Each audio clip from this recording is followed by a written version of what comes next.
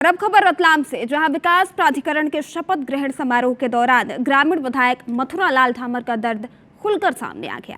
उन्होंने मंच से ही अपनी सरकार के सिस्टम पर सवाल खड़े कर दिए। विधायक डामर ने कहा कि छोटे विधायकों को मंत्री पहचानते तक नहीं है। सड़क निर्माण के लिए आवेदन देने पर मंत्री के पीए द्वारा उन्हें नजरअंदाज किया जाता है और बाद में आवेदन तक फेंक दिए जाते हैं।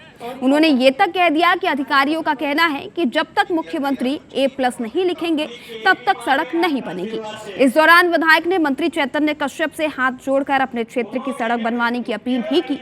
मंच पर दिए गए इस बयान के बाद राजनीतिक हलकों में चर्चा तेज हो गई है।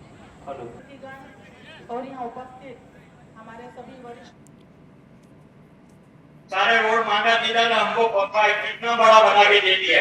ये गांव वहां से वहां जुड़ा, ये गांव वहां से वहां से जुड़ा हुआ। एक की बात है, सभी रोड बनवा दो, हमारे ग्रामीण में कुछ कीजिए आप आशीर्वाद से। 2 तलाक 3 तलाक सुप्रत हो गए, मुड़वा वाला होना वाला है।